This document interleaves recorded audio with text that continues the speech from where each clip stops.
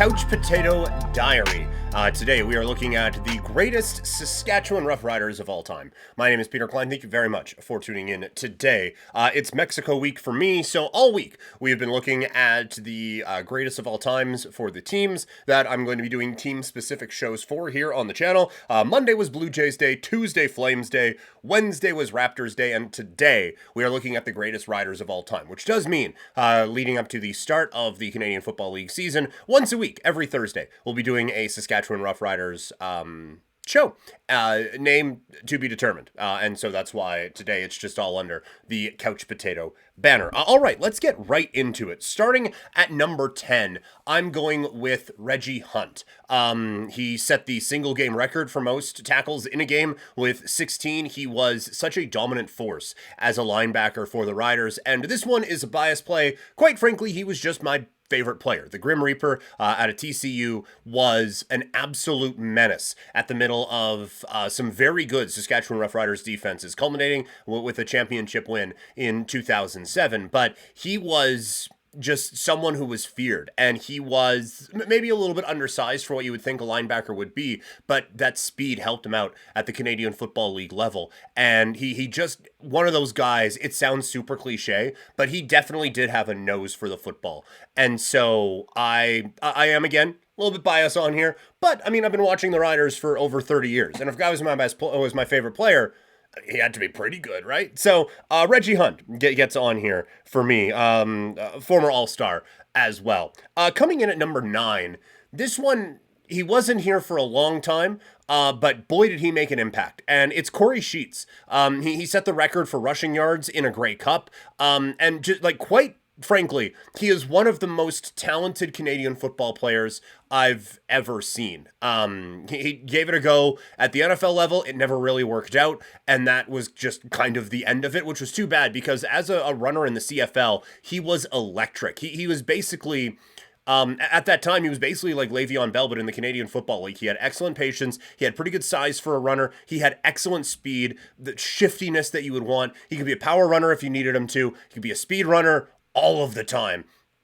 He was just electric. And you think about the play that really kind of seals away Grey Cup 13, the one out in Saskatchewan, when he's booking it down the sideline on his way for a score. Like he is that electric. And so, like, again, the stats, you have a bit of a tough time making the argument, but he was certainly a player who, like, if we're talking about some of the most talented people to ever play for the Saskatchewan Roughriders, Corey Sheets 100%, I think, deserves to be on this list. Coming in at number 7, someone who just embodied the Saskatchewan Roughriders when I was growing up. It's Gene Mikowski on the offensive line. Went 284 straight games, I believe, playing in the middle of or on the offensive line for some very good, again, Saskatchewan Roughriders teams, culminating in '07. That shot of him hoisting the Grey Cup is just monumental and iconic in Saskatchewan Roughrider history. But he was so important to what Saskatchewan was doing and really growing. Like, he was part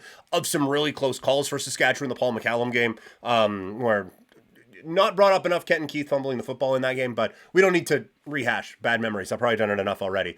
But Gene Mikowski being someone who... he was just such a steady force on that offensive line. He and Jeremy O'Day, such key figures for Saskatchewan to be able to work through some dark times, being on the cusp of something, and then finally in '07 being able to break through. It was just... it's so great that he was able to be rewarded with that, but to be so consistent at a position that is such a grind for so many years, I think deserves recognition on this list. So he comes in at number 8 for me.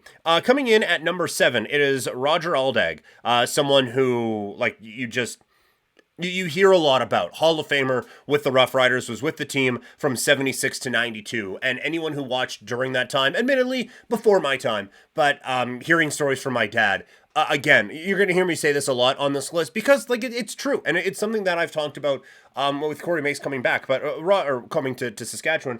But Roger Aldag was a Saskatchewan Roughrider, right? Like, he was what it meant to be a rider. And so it was great that he was rewarded with the Grey Cup championship in 1989. And like, it just, he was that guy who just, he was a rider. And I think that has kind of lost its way a little bit at times in Saskatchewan. Admittedly, I think it's that started with Chris Jones, getting rid of Chick, getting rid of Weston Dressler. I think he didn't want riders, he wanted Chris Jones guys, and it didn't really mesh. But now I think with Corey Mace coming in, I do think that there is going to be a bit of a standard for what a Saskatchewan Roughrider is. You can see it in some of the additions that they have made coming into this season, that they want to be a hard team to play against. And that traditionally has been when Saskatchewan has thrived, is when the defense is very good and the offense is just miserable to play against. And so I think what it means to be a rider is coming back for Saskatchewan.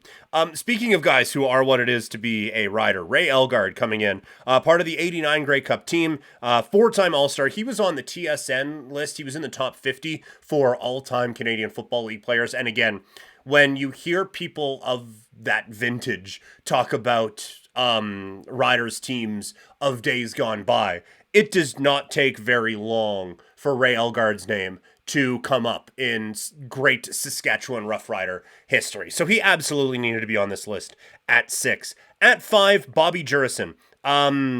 Leads the team all-time in sacks in 142. Part of the Grey Cup team that won in 1989. Just an absolute game wrecker. And really one of those guys who would set a tone and set a tempo out on the football field, and just a menace to play against, and a key reason why Saskatchewan was able to have some of the success that they had. In at number 4, it's Eddie Davis, four-time All-Star, on the team from 2001 to 2009, which again means he was part of the '07 championship team. And you think of some of the defenses that Saskatchewan had during that time. Again, when things were starting to turn around, right? Like when they had the real rivalry with Winnipeg and the whole banjo picking, blah, blah, blah, blah. But on that defense, there's Nate Davis and Schultz, Reggie Hunt, who has already made it onto this list, Omar Morgan in the secondary as well.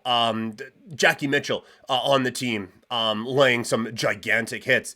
Eddie Davis was the leader of that group, and he was just kind of Mr. Reliable in that secondary for Saskatchewan. You knew he was going to get the biggest assignments. You knew he was going to do a very good job of it, and also help out all around the field. Like, he was just, there was a lot of big personalities on that team out in Saskatchewan. Nate Davis doing was it Nate or Schultz? Either way, one of the big dudes doing the leg up celebration and stuff like that. Like, those were the teams I really grew up on. It's funny to go from, yeah, they pretended to pee on a guy. Anyway, those were the teams of my youth. Explains a lot right now. But Eddie Davis was the leader of that. He was kind of the, like, yeah, you guys go out, you have your fun. I'm just going to be business. It seemed like a fun dude to me, as well. But he was just like, you guys go out there. As long as you take care of business, we're fine. I'm going to take care of business back here, and we're just going to be a very good defense. So I think maybe a touch underrated, I think, for some Rider fans, but I think he was a big part of everything that happened in the 2000s with Saskatchewan. I mean, he was there for all of it. In at number 3, Donald Narcisse, wide receiver, four-time All-Star. Obviously, where he is situated on this list, the greatest receiver in team history. Just a game breaker for a Saskatchewan team that obviously had a few, but there was just a different dynamic to the way that he played. And then in the latter years, he was still able to find ways to be successful, kind of help along the next level of, or the next era, of Saskatchewan Roughrider wide receivers. And just, yeah, explosive, all of the things you want in a wide receiver, he was that. And so I think he's the greatest Roughrider receiver of all time. And so he gets situated on the list at number 3.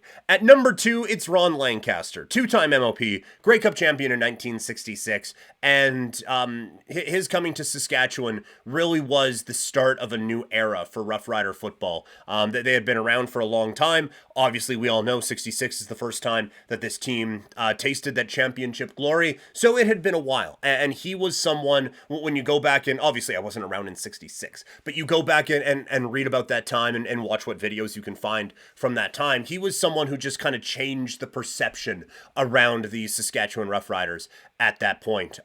He would go on to have an amazing coaching career as well, but as a quarterback, there were none like Ron Lancaster. And then in at number 1, We did a legacy look for him on this channel earlier after he unfortunately passed away.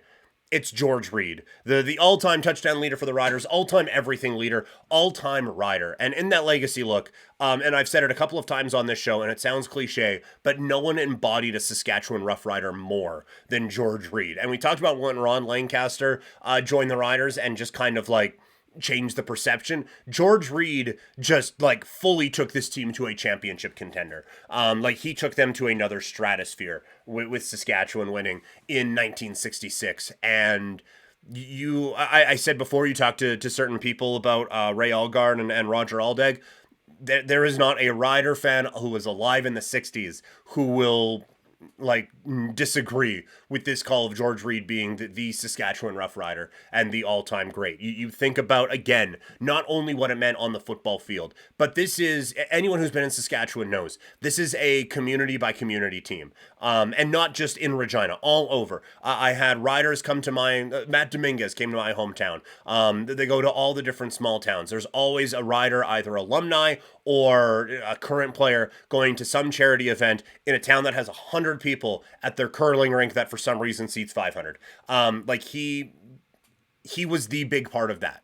I think I like that this might be speaking out of turn, but as far as I know, he is one of the legends who truly embraced that, and I think kind of set the tone for that. And like I talked about Lanny McDonald in the Flames episode, where like they may as well just make him the logo. They may as well have made George Reed the logo for the Saskatchewan Roughriders for a very long time, because he embodied everything, not just on the field, but community support and what it really meant to be the team of the province in Saskatchewan. Not just the football team of the province, but the team of that province. He understood it, he embraced it, and with his whole chest, he was a Saskatchewan Roughrider, and he will always be loved for that. And I am hoping if YouTube is around in 100 years, Rider fans are stumbling upon this video or the legacy look that we did on him and recognizing how important George Reed was to the growth of the Saskatchewan Roughriders for about 40 to 50 years. That's how important this guy was. So when we are putting together a list of all-time great Saskatchewan Roughriders,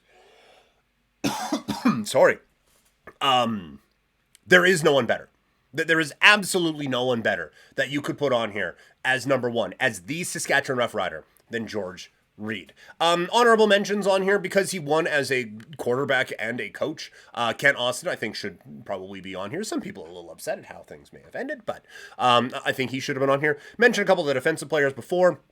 Nate Davis and Schultz could have easily been on this list. Honestly, I was never 100% on this guy's side. Darian Durant probably deserves some consideration on here as well. The Grey Cup winning quarterbacks, Durant and Kerry Joseph, probably deserves maybe a little bit of a look on here as well. And receivers, I would say Andy Fantus, maybe a look. And Matt Dominguez as well. And offensive line, I think you could put Jeremy O'Day on this list as well. So that's my list. If you're watching on YouTube, leave a comment. Let me know what I missed. Or if you just completely agree, 10 out of 10 no notes. Let me know in the comment section below. While you're doing that, like this video and subscribe. If you are listening in podcast form, you can leave a review. You can subscribe. And again, let me know what you think of this one on social media, Twitter, Instagram, and TikTok. I am at PrimetimeKlein, twitch.tv/PrimeTimePK. And yeah, this is the soft launch for whatever my Rider podcast is going to be called coming up in 2024, leading up to the season, which will be here before you know it. So thank you guys so much. 4 of these down, 1 more to go. Tomorrow, looking at the greatest Oakland, Los Angeles, Las Vegas Raiders of all time. That is what is coming up on a Football Friday. Thank you guys so much. Talk to all of you tomorrow. I'm out.